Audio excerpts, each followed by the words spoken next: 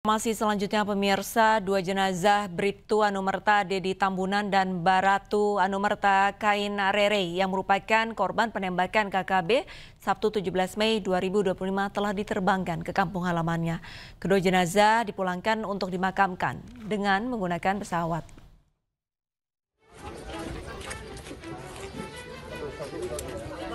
Dua jenazah dari korban penembakan KKB yaitu Bribda Dedi Tambunan dan Barada Raymond Rere dipulangkan ke kampung halamannya.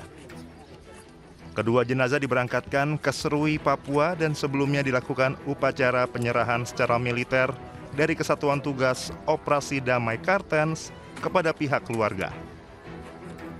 Setelah kemarin kedua jenazah melalui proses pemulasaran di Rumah Sakit Umum Daerah Timika, maka pada pagi hari ini kedua jenazah sudah diberangkatkan ke kampung halamannya di Serui.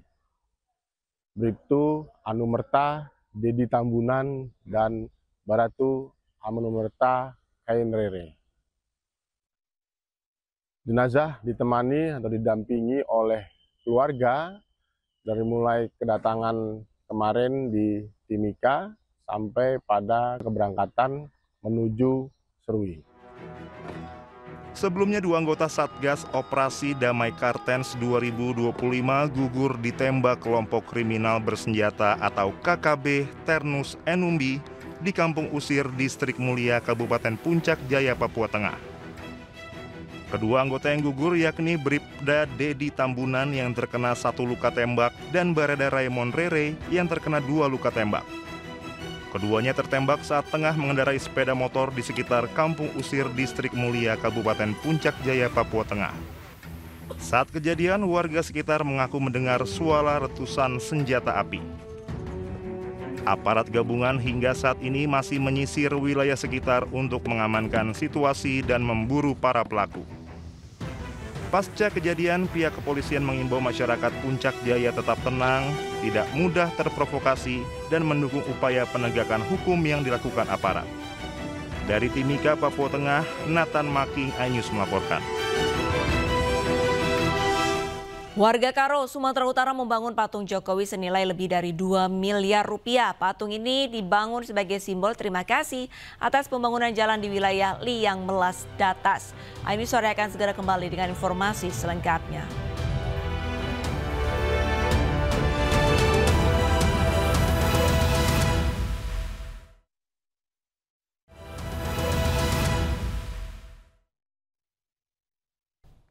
Petugas gabungan kembali menggelar operasi Berantas Jaya 2025 Sabtu pagi.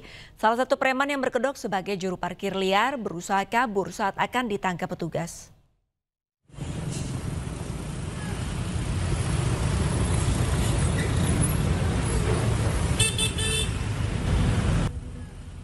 Salah seorang preman berkedok juru parkir liar mencoba kabur saat akan ditangkap petugas gabungan dalam razia Berantas Jaya di Jakarta Barat.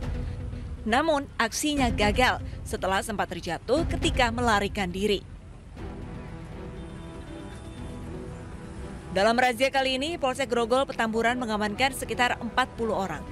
Antara lain, preman berkedok juru parkir liar, Asmoro atau pemalakan terhadap sopir truk, serta Pak Oga. Untuk pelaku pungli, artinya dalam hal ini seperti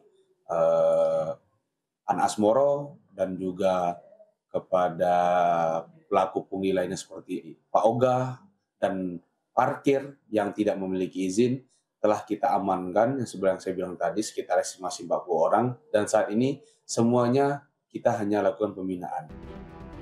Selain menangkap puluhan preman, petugas gabungan juga menertibkan atribut organisasi kemasyarakatan yang berada di sepanjang Jalan Daan Mogot, Jakarta Barat. Dari Jakarta, Miftahul Gani, iNews melaporkan. Kepala Kantor Komunikasi Presiden Hasan Nasbi berbicara mengenai upaya Presiden Prabowo Subianto untuk memberantas praktik premanisme. Ia menegaskan pemerintah mengejar premanisme yang mengganggu proses bisnis di Indonesia. Dikejar oleh pemerintah itu adalah aksi premanisme, terutama yang mengganggu, awalnya ini ya, yang mengganggu proses bisnis. Jadi investor takut masuk ke kita. Ya, orang-orang yang ingin berusaha itu takut untuk berusaha di kita karena ada biaya-biaya tambahan dan beban-beban tambahan akibat aksi dan ulah premanisme. Jadi yang mengganggu itu adalah premanismenya. Kalau bicara ormas, ormas itu banyak. Ya, NU ormas, Muhammadiyah ormas, IDI ormas. Kita nggak akan melihat ini pukul rata, ya. Kalau ormas adalah ormas, Gempita ormas.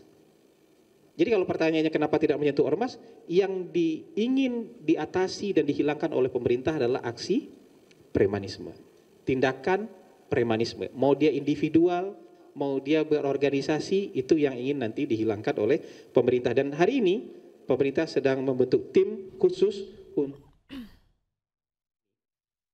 aksi premanisme berkedok ormas di sejumlah wilayah di Indonesia meresahkan masyarakat dan juga pelaku usaha. Pemerintah pun menegaskan akan menindak tegas aksi premanisme untuk menjaga stabilitas nasional dan kepastian hukum. Jangan pakai kekerasan. Jangan.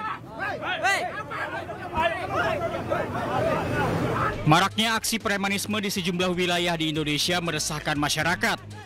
Di kawasan industri Delta Mas Cikarang, Kabupaten Bekasi, Jawa Barat, sekelompok preman berkedok ormas memblokade jalan. Blokade jalan dilakukan lantaran ahli waris merasa keberatan adanya pembangunan di lahan yang dianggap masih bersengketa. Oh, siapa? Di Jakarta, polisi menangkap 6 terduga pelaku aksi premanisme dan intimidasi terhadap purnawirawan Polri yang menjadi kepala keamanan di Pasar Induk Rabat Jati. Buntut aksi premanisme itu, posko ormas yang berasal dari BPPKB Banten yang berada di area Pasar Induk Rabat Jati dibongkar petugas. Di Karawang, Jawa Barat, 65 orang preman berkedok anggota ormas yang kerap meresahkan di kawasan industri ditangkap. Para pelaku melakukan aksi memalak kepada pelaku usaha hingga pekerja di kawasan industri. Menanggapi hal itu, Kapolri Jenderal Listio Sigit Prabowo menegaskan akan menindak tegas premanisme berkedok ormas. Pemberantasan premanisme itu akan dimaksimalkan dalam operasi pekat yang akan dilakukan serentak di seluruh Indonesia. Bagaimana kita terus mendorong agar anggota semakin banyak hadir di tengah-tengah masyarakat, di tengah isu-isu yang kemudian memerlukan kehadiran Polri, antara lain seperti pemberantasan preman di wilayah-wilayah tertentu, wilayah industri, kemudian kasus-kasus lain yang mengganggu debt collector dan sebagainya. Satgas Premanisme nantinya akan bekerja sama dengan pemerintahan daerah dan menteri-menteri terkait, salah satunya adalah Kementerian Dalam Negeri. Utama. Jadi Satgas ini lebih utamanya adalah bagaimana menegakkan aturan-aturan yang sudah ada. Jadi siapa yang berbuat apa. Sekali lagi, yang kalau pidana ya otomatis penegak hukum kepolisian. Kalau yang berbadan hukum dari Kementerian Hukum. Kemudian kalau yang terdaftar di Kementerian Negeri, otomatis dari Kementerian Negeri. Salah satu sanksinya adalah membuat surat untuk melepaskan status keterdaftarannya. Nah, apa resikonya ya ormas-ormas yang tidak terdaftar, yang dinyatakan tidak terdaftar ini tidak mendapatkan pelayanan fasilitas pemerintah. Keberadaan ormas yang menyimpang dari fungsi sosialnya dan yang melanggar ketertiban umum tentunya tidak dapat dibiarkan terus-menerus karena meresahkan masyarakat dan para pelaku usaha. Tim Liputan, iNews melaporkan.